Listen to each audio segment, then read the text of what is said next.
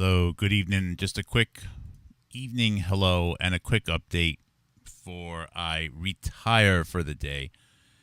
It is the evening, 10:37 p.m. on Friday, May 2nd, 2025. Mark Kulak, Houstonic.live. Today, I volunteered for several hours to help out an organization called the Today I Matter, todayImatter.org. You may have actually seen some of the work, some of the output of Today I Matter. And what they do is, as a nonprofit, and it's done in memory of Timothy Laley. They create these very high quality poster boards. They're about 2 foot by 3 foot. Very simple, very beautiful, of people who have succumbed to drug overdoses over the last generally 10 years or so. And, of course, it takes a certain amount of money to make each poster board. And so they've used their own money and other contributions to make this possible. And they have set up exhibits locally throughout New England. They're New England-based. And Washington, D.C. I've actually done some videos where I've walked around like fields filled with the poster boards that they have. And it brings a realness to it, a tangibility to the drug overdoses, where people just hear these numbers and they're just numbers. Some people don't know anyone who's ever dealt with addiction or died from a drug overdose. And there's just this perception that these are just, vagrants, just people who you just live in trash and, are just losers. And that's all you really need to know. And it's anything, everybody starts off as someone's angel at one point. And when you just see these rows and rows and rows of just beautiful young people, and of course it's American based, so big chunk of the future of our country, which is gone, it really hits home. Of course, one of those posters represents, our adult son, Curran, who died in 2022. And so it was, we'll be setting up, we had to go down to Connecticut to get the posters for Massachusetts, and we'll be setting them up next weekend before the 5K race for team sharing. And I just wanted to share, these are some of the activities that I participate in, and it's heavy. One thing that makes myself a little bit incompatible, I suppose, with a lot of the rest of the, this research community truth community that I find myself in, is much of this world, especially the online world, is just filled with people who seem to be having a lot of fun doing what they're doing. And they're caught up in the fantasy and would you believe this, and this is so cool, and I don't know how many people have really had big losses, not sudden, or things which have taken a long time, and I just don't think many people have. So many people are caught up in the humor and the fun of this, when in reality it is life and death, and every day I have to deal with that, and other people have to deal with that. It's life and death. So sometimes it can make it difficult to be happy and have fun, and let's just be chipper and work through this. Anyways, I think it's wonderful what they've been doing. I may be more, I don't know, I may volunteer to be more involved with todayimatter.org at some point in the future, depending upon how capable their organization is. Like the Washington, D.C. Memorial, I don't think they'll be doing it this year, but the year before, that was todayimatter.org. And very few people showed up.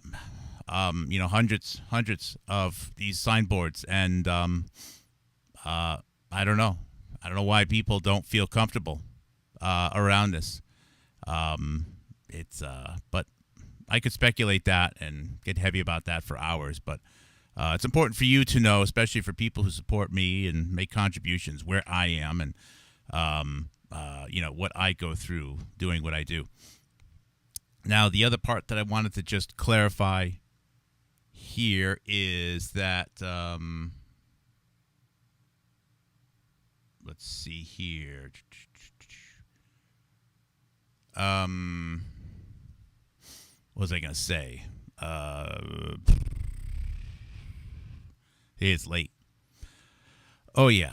I am going 100% into this book, Germs, as you know by now, Judith Miller. I've already done 10 or episodes of it, and there's probably going to be 6 to 8 more coming out. It's taken me a while to have confidence. And you just don't walk into a room of people who've been working on a particular subject for years, before I even took any interest in it at all, and just, confidently say, hey, you guys need to listen to me.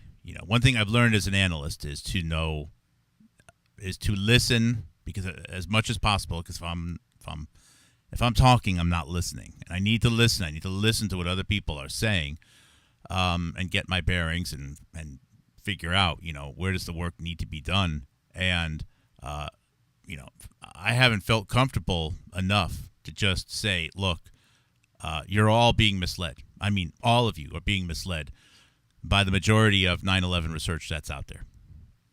I could never read it all. I wouldn't live long enough to be able to read it all. And there's more being written every day. It's all nonsense.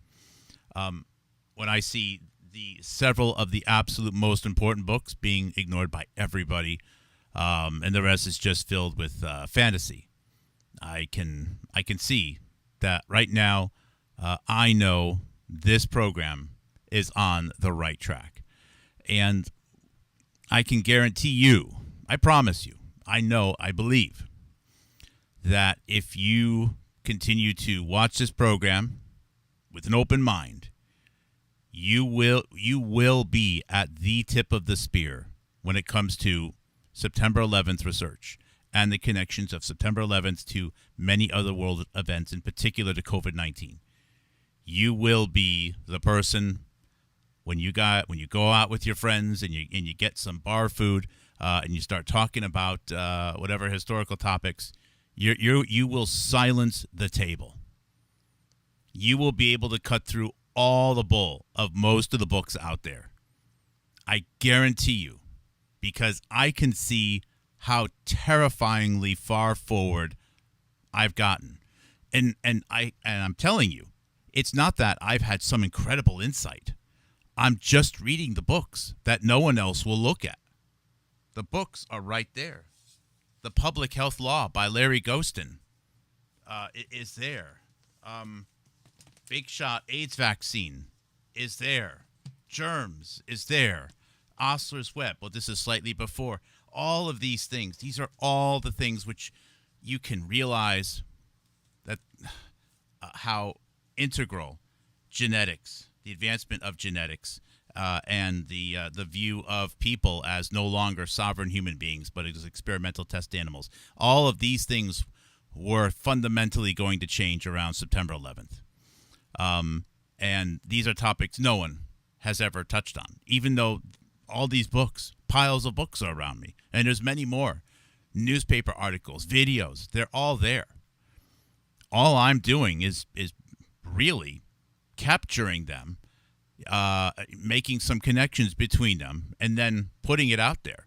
It's barely, I struggle to even suggest that it is a radical hypothesis above and beyond what's already there.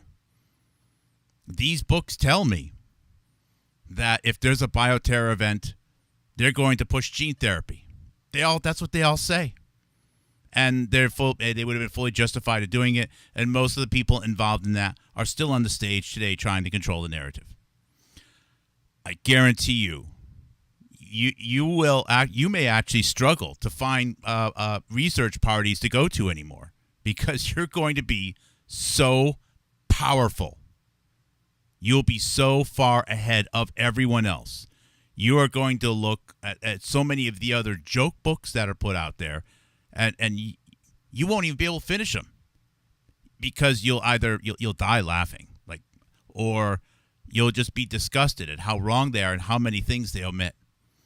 You will be able to truly understand, I think, some of the most important visionary people in recent history, who, it's not a matter of being good or bad. It's just, what situations did these people find themselves in?